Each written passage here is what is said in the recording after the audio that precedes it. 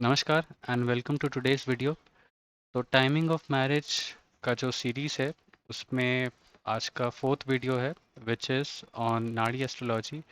नाड़ी एस्ट्रोलॉजी जो कि ये है कि जीव कारक और बाकी सारे जो कारकत्व होते हैं ग्रहों के, उसके बेसिस पे हम प्रेडिक्शन करते हैं, ना कि लग्न को देख करके, ना कि सप्तम भाव को देख करके।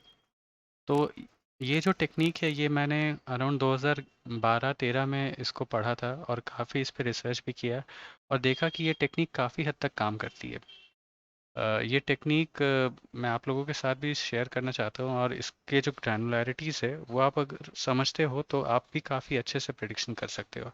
इससे पहले जो हम लोगों ने बाकी 3 वीडियोस में भी सीखा था तो वो अगर आप अप्लाई करते हो, साथ ही साथ ये वाला टेक्निक भी अगर आप यूज़ करते हैं, तो आपका जो प्रेडिक्शन है वो बहुत ज़्यादा सटीक हो जाता है। तो around 80 to 90% of the cases पे आप सही से प्रेडिक्ट कर पाएंगे। नाड़ी एस्ट्रोलॉजी को जो जो इसका एक बेसिक कंसेप्ट है शादी को लेकर के या रिलेशनशिप को लेकर के, ये दो प्लैनेट्स पे बेस्ड है। एक है जुपिटर और एक है वीनस। तो जुपिटर जो होता है खास करके लड़कों के लिए वो जीव कारक होता है और वीनस स्त्री कारक लड़कों के लिए। लड़कियों के लिए ये उल्टा हो जाता है। तो वीनस जो होता है वो जीव कारक बन जाता है और जुपिटर एंड समटाइम्स मार्स। तो इसका एक थोड़ा सा डिफरेंस इसलिए है क्योंकि जुपिटर को अगर इंडियन सोसाइटी में आप समझे तो एक ऐसा ग्रह माना जाता है जो कि फाइनेंशियल स्टेबिलिटी देता है, आपको अच्छी एजुकेशन देता है, अच्छा लाइफ देता है, जो कि वो सारा सब कुछ एप्लीकेबल है जो इंडियन सोसाइटी में एक हस्बैंड से एक्सपेक्ट किया जाता है। मार्स का यहाँ पे रोल अलग होता है। अगर सिर्फ आपको एक बॉयफ्रेंड के हिसाब से देखना है तो फिर वहाँ पे मार्स का रोल आ जाता है, लेकिन एक हस्बैंड के हिसाब से देखना है तो फिर वो जुपिटर का रोल आ जाता है। तो ये एक माइन्यूट डिफरेंस है। और इसका जो टाइमिंग ऑफ मैरिज या टाइमिंग ऑफ रिलेशनशिप है वो अगर आपको डिटरमाइन करना है नाड़ी एस्ट्रोलॉजी से, तो उसका एक सीधा टेक्निक है। आपको ये देखना है कि जुपिटर का ट्रांजिट वीनस के ऊपर से कब हो रहा है। जब भी ये होता है तो वहाँ पे एक रिलेशनशिप ट्रिगर होता है और वो रिलेशनशिप ट्रिगर या फिर एक मैरिज भी ट्रिगर हो सकता है। तो ये हम लोग कुछ केस स्टडीज़ लेते हैं और केस स्टडीज़ के बेसिस पे जज करते हैं कि इसको समझा कैसे जाए या फिर इसके बेसिस पे प्रिडिक्शन कैसे की जाए। तो स्क्रीन पे जो आप कुंडली देख रहे हैं, ये अगर आप कुंडली देखें तो यहाँ पे ये सेंटर में वो कुंडली है और इसके ऊपर वो ट्रांजिट है।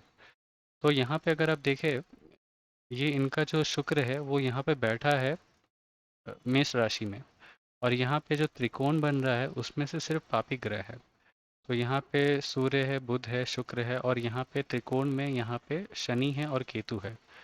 यहाँ पे आप नोटिस कीजिए कि 2017 के आसपास बृहस्पति का जो गोचर होता है वो इनके शुक्र से सप्तम में होता है।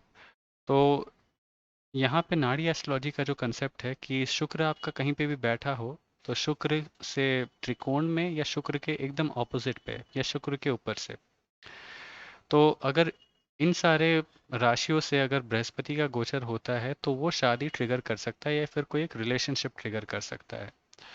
तो यहाँ पे आप देखिए 2017 के आसपास इनके लिए यहाँ पे एक रिलेशनशिप ट्रिगर हुआ था। इनकी शादी कहीं पे फिक्स हुई थी, लेकिन कुछ कारणों से वो शादी टूट जाती है। यहाँ पे अगर आप कुंडली में योग देखें तो यहाँ पे पापकर्तरी योग बन रहा है और सप्तमेश का भी अपने से 12वें में चले जाना, तो जो कि ये इंडिकेट कर रहा है कि कहीं पे अगर रिश्ता बनता है तो फिर वो उसके टूटने के योग बन जाते हैं। यहाँ पे जुपिटर के कारण यहाँ पे वो रिलेशनशिप ट्रिगर तो हुआ, लेकिन कुछ कारणों से ये टूट गया।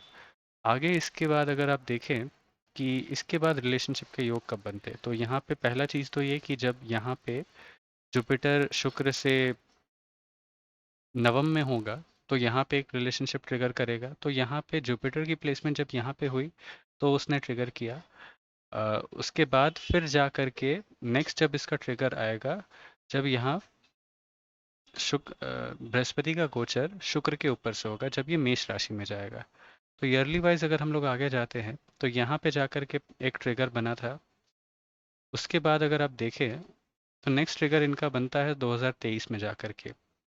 अगर आप पिछले वीडियोस को रेफर करते हैं तो आपको समझ में आएगा कि यहाँ पे मैंने इनकी कुंडली के बेसिस पे जो हमारा टाइमिंग ऑफ मैरिज का जो सेकंड सीरीज था, सेकंड वीडियो था, तो वहाँ पे मैंने बताया था कि 2023 में इनके लिए शादी के योग बन रहे हैं।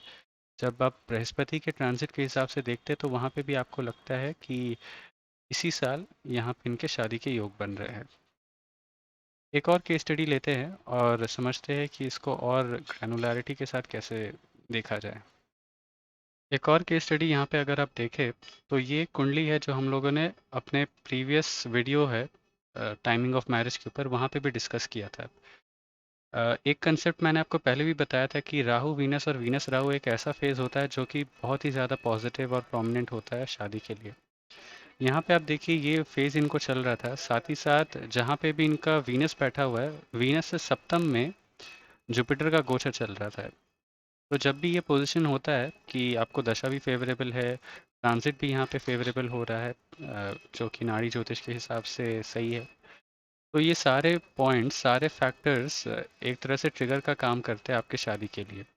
और ये देखिए ये पूरा साल ही ऐसा रहा इनके लिए, मोर और लेस 6-7 महीने का जो फेज था, क्योंकि बृहस्पति का गोचर यहाँ सप्तम में चल रहा था शुक्र से। तो ये काफ़ी अच्छा फेज था इनके शादी को ट्रिगर करने का। और इस हिसाब से भी हम लोगों ने देखा था दशा के हिसाब से भी कि इट इज़ क्वाइट फेवरेबल। ये एक और कुंडली अगर यहाँ पे आप देखते हैं तो यहाँ पे आप देखिए जो शुक्र की पोजीशनिंग है वो यहाँ पे पंचम भाव में है, मीन राशि में। यहाँ पे एक कंसेप्ट जो हम लोगों ने डिस्कस किया था कि जहाँ कहीं पे भी आपका शुक्र है वहाँ से अगर त्रिकोण में अगर आपका बृहस्पति का गोचर होता है तो वो एक काफ़ी फेवरेबल फेस बन जाता है आपके शादी के लिए। तो यहाँ पे इस कुंडली में देखिए 2019 के आसपास इनको सूर्य में शुक्र की दशा चल रही थी। जैसा हम लोगों ने पहले भी डिस्कस किया था कि शुक्र की अंतर्दशा बहुत ज़्यादा फेवरेबल होती है।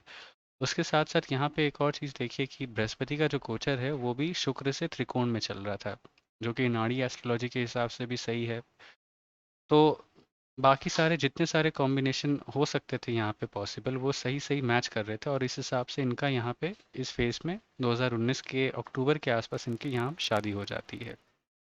तो एक और केस जहाँ पे नाड़ी एस्ट्रोलॉजी अपनी जगह सही बैठ रहा है, केपी भी अपनी जगह सही बैठ रहा है, और जो नॉर्मल पराशरी है वो भी अपनी जगह पे सही बैठ रहा है। ये कुंडली एक और केस स्टडी है जहाँ पे नाड़ी एस्ट्रोलॉजी और जो नॉर्मल पराशरी है दोनों यहाँ पे एप्लीकेबल है। तो यहाँ पे अगर आप इस केस में देखें तो जुपिटर का जो गोचर था वो शुक्र से ट्राइन में चल रहा था, शुक्र से पंचम में था। और उसके साथ साथ अगर आप दशा भी देखें तो शनि में शुक्र, तो शनि में शुक्र एक बहुत ही पॉजिटिव दशा है। उसके साथ साथ यहाँ पे जो गोचर है वो भी काफ़ी पॉजिटिव चल रहा है और सारे इंडिकेशन जो यहाँ पे काफ़ी पॉजिटिवली इंडिकेट कर रहा है कि हाँ इस सिचुएशन में आपकी शादी हो जाएगी। एक और चीज़ यहाँ पे देखें कि अगर कोई चीज़ बहुत टाइम से पेंडिंग है और अगर आपको शनि की ढैया भी लग जाती है तो फिर वो एक ट्रिगर का काम कर देता है। तो यहाँ पे वो सारी चीज़ें एक तरह से एप्लीकेबल है। बृहस्पति का पोजीशन शुक्र से त्रिकोण में और उसके साथ साथ दशा भी फेवरेबल और शनि की ढैया एक ट्रिगर। ये चार्ट एक और इंडिकेशन है जहाँ पे सारे कंसेप्ट्स वहाँ पे जो हम लोगों ने अभी तक सीखा वो एप्लीकेबल है। यहाँ पे अगर आप देखें तो राहु वीनस इनको दशा चल रही है which is again a favourable दशा। और इसी के अंदर आपको अगर पॉइंट करना है तो एज अ सेड कि यहाँ पे जुपिटर की पोजिशनिंग है that should be in trine with Venus. तो वीनस जो है यहाँ पे इनका मकर राशि में बैठा है और अगर हम लोग थोड़ा सा आगे जाए एक साल बाद तो अराउंड 2015 या 14 के एंड में यहाँ पे जा कर के इनके लिए शादी ट्रिगर होता है। तो यहाँ एक कंसेप्ट यहाँ पे ये समझ में आता है कि आपको एक दशा भी फेवरेबल है, दशा आपके फेवर में, साथ ही साथ आपको जुपिटर का ट्रांसिट भी आपको फेवर कर रहा है और ये सारी चीज़ें आपके लिए एक तरह से ट्रिगर का काम कर रही है। तो सारी चीज़ें पॉजिटिव है और इस कारण से यहाँ पे आपके लिए शादी भी पॉजिटिवली इम्प्लीमेंट हो रहा है। तो ओवरऑल ये सारे वीडियोस थे हमारे डिस्कशन के लिए, हमारे टाइमिंग ऑफ मैरिज को समझने के लिए। अ, अगर आप जितने भी कंसेप्ट्स वो 4 वीडियोस में समझाए गए हैं उसको अगर आप पूरी तरह से इम्प्लीमेंट करते हैं तो विथ 80 to 90% एक्यूरेसी आप भी प्रेडिक्ट कर पाइएगा किसी के भी लाइफ में कि उसकी शादी कब होगी। इसके लिए आपको भी काफ़ी ज़्यादा प्रैक्टिस करना होगा, काफ़ी सारे केस स्टडीज़ आपको भी लेने पड़ेंगे, और जैसे ही आप उसको गो थ्रू करते हो, जैसे ही उसको समझते हैं, तो ये प्रेडिक्शन कर पाना बहुत आसान हो पाएगा। इस अभी करंट सिचुएशन में मेरे लिए ऐसा हो गया है कि मेरी जो एक्यूरेसी लेवल है for predicting timing of marriage has become around 90 to 95%।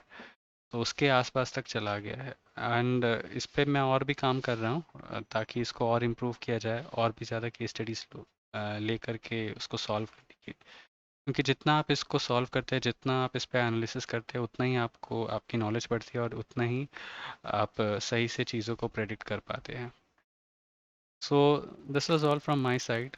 मैं जेमिनी के ऊपर भी एक वीडियो बनाने की कोशिश करूँगा। जेमिनी में मेन यही होता है कि आपका जो planet holding the lowest degree दरा कारक और उससे रिलेटेड जो चर दशा आपको चल रही है, उसके बेसिस पे आपको प्रेडिक्ट करना पड़ता है कि शादी का टाइमिंग क्या रहेगा। हैविंग सेड दैट, अगर ये 4 वीडियोस आपने पहले ही देख लिए हैं और उसके बाद आप जेमिनी पे जाते हैं, तो फिर जेमिनी को इसके साथ कंबाइन करके आपके लिए प्रेडिक्शन दे पाना फिर बहुत ज़्यादा आसान हो जाएगा, और फिर आपका जो ग्रिप होगा, it will be close to around 90 to 95% accuracy in predicting timing of marriage. So that's it from my side. See you in the next video. Wish you all the very best. Bye.